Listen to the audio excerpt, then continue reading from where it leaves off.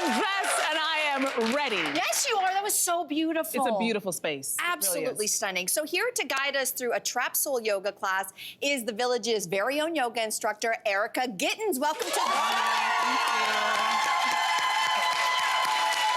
Okay, such an honor to have you. I feel like your fans are here to support you, and I love it. Okay, so before we get into the movement, describe to us, what is TrapSoul yoga?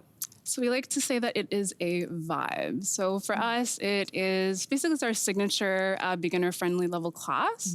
And it's just an opportunity for us to start to release tension and start to, release tension through body and through mind through, or with the support of R&B music. Ooh. Okay, well, we want to vibe out of the gate properly here. So how do we begin? So we like to use our just checking in deck. We set an intention by pulling a card. Okay. So if you wanted to pull the top card, and then read it out loud. Okay. Don't have my glasses, but I'm good. One thing you might be rushing right now. You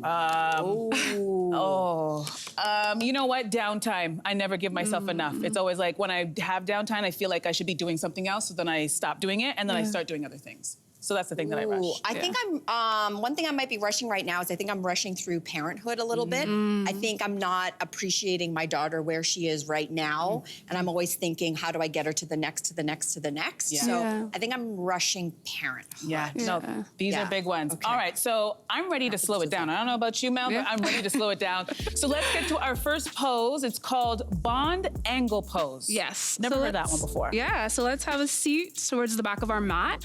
We're gonna have our legs forward and then just start to bend so that we can start to bring the soles of our feet together. Okay. So this pose, bound angle, it's also known as butterfly or Baddha Konasana. And this is really great for hip flexibility or hip mobility. And from this pose, it's stretching out through just our inner thighs, our hamstrings, and also just basically back leg, Listen, I'm so tight in here. I'm terrible. I'm stiff as wood, so this is important. Do you tend to sit a lot? In a chair, but not on the floor because I can't. Okay. Get back. I hear you.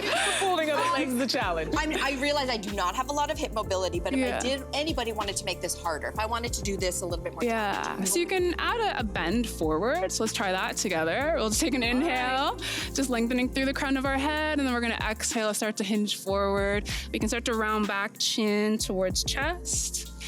So from here, you might be feeling a little bit more of that stretch. Oh, you're already down. Through the back.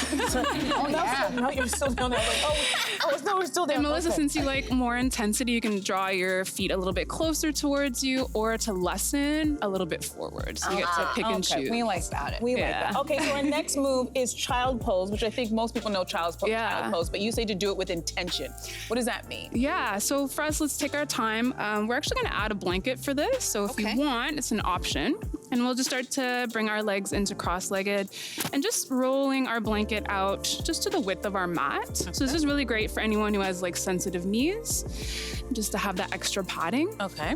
And then we'll just start to bring our hands to the mat and then start to lean forward. Oh, girl. Bringing our big toes to touch. Okay. And then slowly starting to bring our hips back. Oh, that actually feels really good. And then we can go a little bit further. We can start to bring our forehead to the mat and then bringing our hands behind us, palms up. Oh. Nice. So forehead to the ground? Yeah. Okay, yeah. To take this a little bit further, if we wanted, we could actually walk our hands forward instead, and that way you'll start to feel a little bit more of a stretch through our back body. Is that the more challenging pose, Erica? It would be, yeah. So if you were to start to walk your fingers forward a little bit more, you'll start to feel that stretch. Okay. And then we can even take a side stretch by bringing our hands towards the right side of the mat.